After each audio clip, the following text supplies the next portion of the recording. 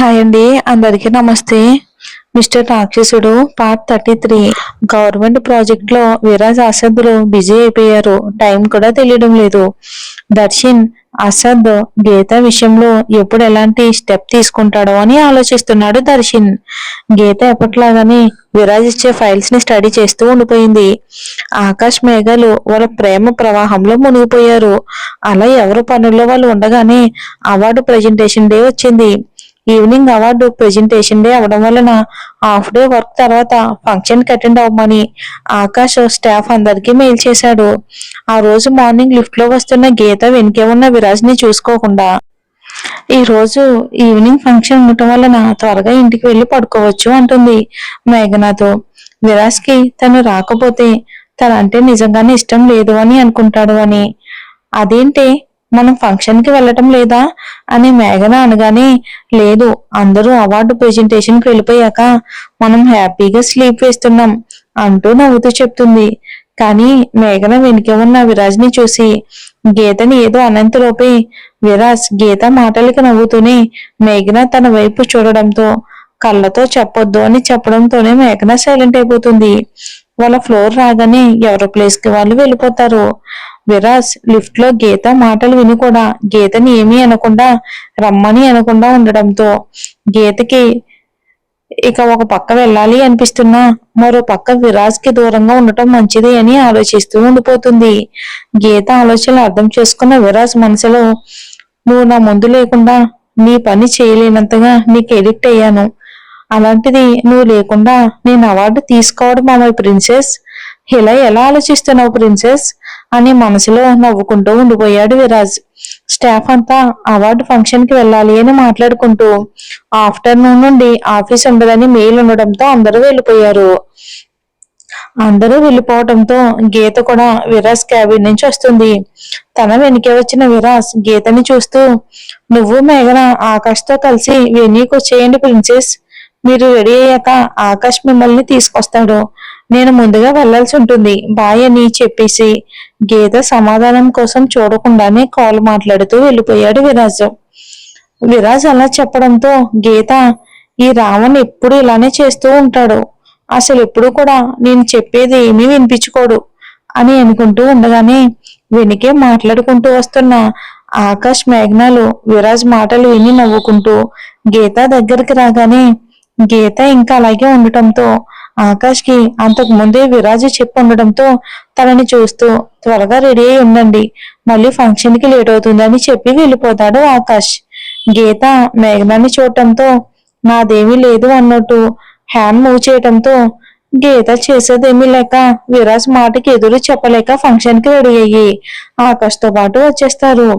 సిద్ధార్థ్ గారు, అర్షద్, దర్శన్ కూడా చెప్పడంతో వాళ్ళు కూడా విరాజ్ సిద్ధార్థ గారి ఫ్యామిలీతో ముందుగానే అక్కడికి వెళ్ళిపోతారు. ఫంక్షన్ కి వెళ్తూ లలిత గారు గీతని రమ్మన్నా మళ్ళీ అక్కడ స్టాఫ్ ఉంటారు, ఆకాష్ సార్ అయితే మీటింగ్స్ తో కలిసి వెళ్ళడం వలన పెద్ద ప్రాబ్లం ఉండదు కాబట్టి అని చెప్పి వాళ్ళని పంపించేస్తుంది. ఆకాష్ గీత మేఘనాన్ని తీసుకుని వచ్చి వాళ్ళను ఒక టేబుల్ దగ్గర కూర్చోబెట్టి తను అక్కడే కూర్చుని మాట్లాడుతూ ఉంటాడు. గీత తనకి అలాంటి అట్మాస్ఫియర్ కొత్త అవడంతో చుట్టూ చూస్తూ కూర్చుంది.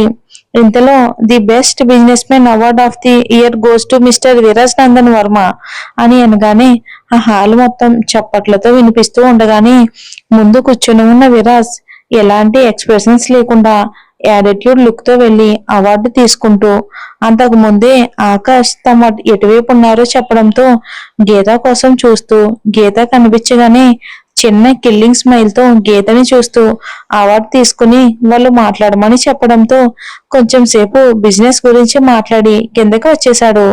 విరాజ్ కిందకి రావడంతోనే విరాజ్ ని ఎప్పటి నుంచో కలవాలి అనుకునే అమ్మాయిలు తన చుట్టూ చేరి రకరకాల ప్రశ్నలతో విసిగిస్తూ సెల్ఫీల కోసం దగ్గరికి రాగానే విరాజ్ చాలా సీరియస్ గా చూడటంతో వెళ్ళిపోతున్నారు అమ్మాయిలు.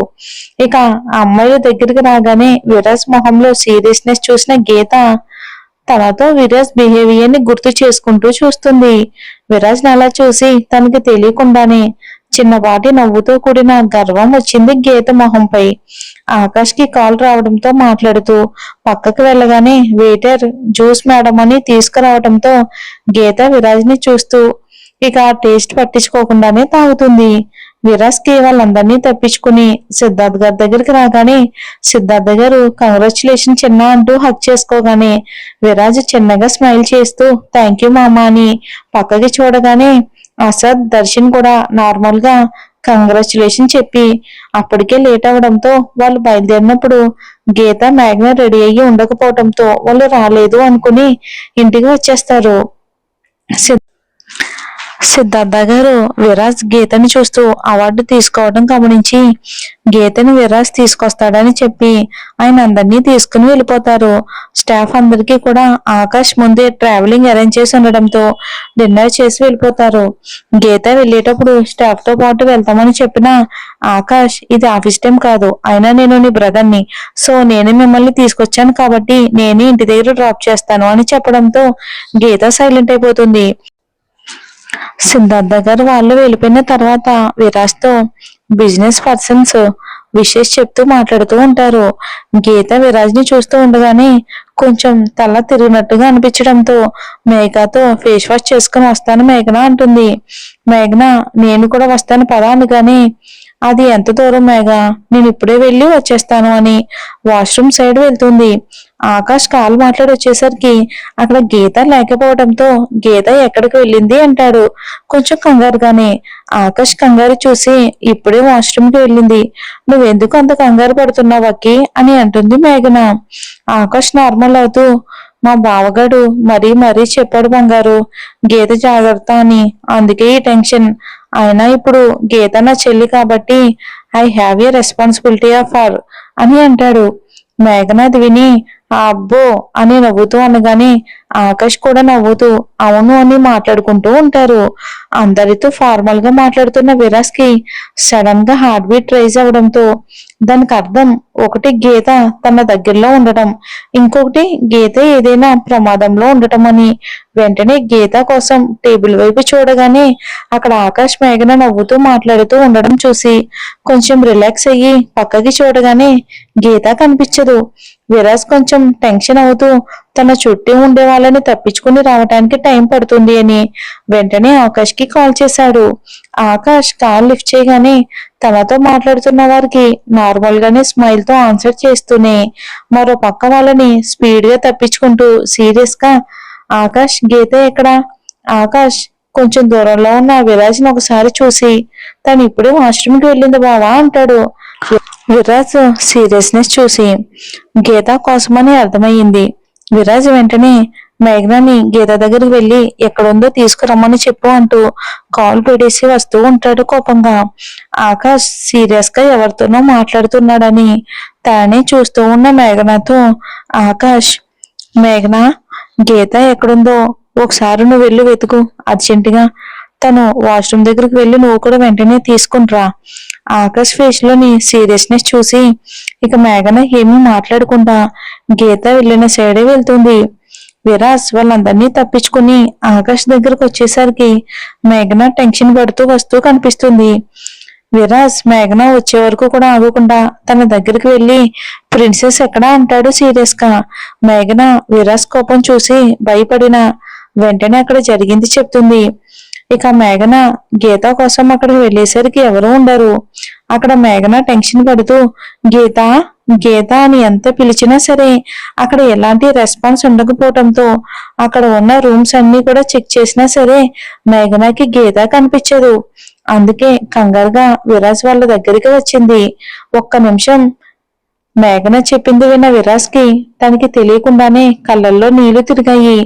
వెంటనే ఆకాష్ వైపు చూస్తూ నువ్వు వెళ్ళి ఇక్కడ ఉన్న రూమ్స్ మొత్తం అన్ని కూడా చెక్ చేయి, నేను సీసీ ఫుటేజ్ చూస్తాను అని ఆకాష్ ని పంపించేసి తన స్పీడ్ గా ఆపరేటింగ్ రూమ్ దగ్గరికి వెళ్ళి అక్కడ ఉన్న వాళ్ళని 1 అవర్ బ్యాక్ ఫుటేజ్ చూపించమని అడిగాడు. ఇన్ఫాక్ట్ గట్టిగానే అరిచాడు. విరాజ్ సీరియస్ ఫేస్ చూస్తే భయపడ్డ స్టాఫ్ అలా అరవడంతో వెంటనే అప్పుడు ఫుటేజ్ చూపించడం మొదలు పెట్టారు వాళ్ళు. ఇక వాళ్ళు చూపిస్తున్న ఫుటేజ్ చూస్తూ ముందు వాష్రూమ్ సైడ్ ఫుటేజ్ చూపించండి అన్నారు. అక్కడే ఉన్న మేనేజర్ వాష్రూమ్ సైడ్ సీసీ కెమెరాలు అవసరం లేదని అక్కడ సీసీ కెమెరాలు పెట్టలేదు సార్ అని చెప్పాడు. అది విని విరాజ్ చూసిన చూపుకే మేనేజర్ కి విరాజ్ కొట్టకుండానే కొట్టినంత పని అయ్యింది. విరాజ్ సీరియస్ గా వాళ్ళ దగ్గర ఉన్న అవార్డు ఫంక్షన్ ఫుటేజ్ చూస్తున్నాడు. గీత వచ్చిన దగ్గర నుంచి కూడా అంతా కూడా బాగానే ఉంది. గీత తననే కన్నార్పకుండా చూడటం, తర్వాత మళ్ళీ వెంటనే నవ్వటం చూసి విరాజ్కి ఒక్కసారిగా కళ్ళల్లో నీళ్ళొచ్చేస్తున్నాయి. మరి అక్కడంతా బాగానే ఉంది అనుకునే టైంకి గీతకి జ్యూస్ ఇచ్చిన వెయిటర్ చూపు ఎందుకో కట్టగా లేదు. వెంటనే అక్కడ ఉన్న మేనేజర్ ని ఆ వెయిటర్ ని పిలిపించండి అని గట్టిగా అరవడంతో మేనేజర్ భయపడుతూ అతని షిఫ్ట్ అయిపోయింది, అప్పుడే వెళ్ళిపోయాడు సార్ అని అంటాడు ఆ మేనేజర్. విరాజ్ కోపంగా, యూ ఈడియట్, ఇందులో వాడు తప్పు ఉందని తెలియాలి, మిమ్మల్ని అందరినీ చంపేస్తాను అని అరిచి వెంటనే బయట ఉన్న గీత సెక్యూరిటీ వాళ్ళకి కాల్ చేసి ఆ వెయిటర్ని వెతకమని చెప్పి వాష్రూమ్ సైడ్ కి వెళ్ళాడు. అప్పుడే ఒక పక్క అంతా వెతికి మరో పక్క వెతకడానికి వెళ్తున్న ఆకాష్ కి విరాజ్ కనిపించడంతో బావా ఏమైనా తెలిసిందా అంటాడు. విరాజ్ సీరియస్ గా లేదు అని చెప్పి వాష్రూమ్స్ ఉన్న ఫ్లోర్ లోనే అన్ని రూమ్స్ వెతుకుతున్నాడు. వాళ్ళ వెనకనే మేఘన ఏడుస్తూ గీత కోసం వాళ్ళతో పాటే వెతుకుతుంది. ఆ వెతుకుతూ ఆ ఫ్లోర్ చివరికి వెళ్ళేసరికి అక్కడ లైట్స్ కూడా లేకుండా చీకటిగా ఉంది. ఆ లాక్ చేసిన స్టోర్ రూమ్ ఉండటంతో ఆకాష్ అటువైపు గీత ఉండే ఛాన్స్ లేదని పద బావా వేరే సైడ్ కి వెతుకుదాం అంటూ ఉండగానే విరాజ్ కి గీత కనిపించలేదు అన్న బాధ కోపంతో చెయ్యిని పక్కనే ఉండే విండో గ్లాస్ కి కొట్టడంతో అది బల్లున పగిలి గ్లాస్ పీసెస్ అన్ని విరాజ్ చేతికి గుచ్చుకుపోయి రక్తం కారుతుంది. ఆ పెయిన్ అస్సలు పట్టించుకోకుండా గీత కోసం ఆలోచిస్తూ ఉన్నాడు. ఆకాష్ అది చూసి బావా అంటూ దగ్గరికి వచ్చిన విరాజ్ పట్టించుకోకుండా ఉండిపోయాడు. ఆకాష్ విరాజ్ చేతి వైపు చూసి విరాజ్ ఫేస్ వైపు చూడగానే చెమటలు పట్టి కళ్ళల్లో నీళ్లతో చేతికి రక్తం కారుతున్నా పట్టించుకోకుండా అలా కనిపించిన విరాజ్ ని చూసి ఎలాంటి క్రిటికల్ సిచ్యువేషన్ లో అయినా తన మొహంలో అందరికీ వణుకు పుట్టించే ఒకలాంటి యాటిట్యూడ్ మాత్రమే ఉండే విరాజ్ ని ఇలాంటి పొజిషన్ లో చూడగానే ఆకాష్ కి గీత కనిపించడం లేదు అన్న బాధతో పాటు విరాజ్ పరిస్థితికి కూడా బాధగా అనిపించి తన కళ్ళల్లో నీళ్లు తిరిగాయి. విరాజ్ గీత వాళ్ళు ఇంకా ఇంటికి రాకపోవటంతో సిద్ధార్థ గారు కూడా టెన్షన్ గా అనిపించింది. విరాజ్ కి చాలా సేపటి నుండి కాల్ చేస్తున్నా విరాజ్ ఉన్న టెన్షన్ లో పట్టించుకోకపోవటంతో సిద్ధార్థ గారు ఆకాష్ కి కాల్ చేశారు. విరాజ్ వైపు చూస్తున్న ఆకాష్ కి సిద్ధార్థ గారి నుంచి కాల్ రావడంతో విరాజ్ వైపు చూస్తూ లిఫ్ట్ చేసి హలో బాబాయ్. సిద్ధార్థ గారు మీరు ఇంకా ఇంటికి ఎందుకు రాలేదు ఆకాష్? విరాజ్ ఫోన్ లిఫ్ట్ చేయడం లేదు ఎందుకని అంటారాయన సీరియస్ గా. ఆకాష్ కి ఏం చెప్పాలి?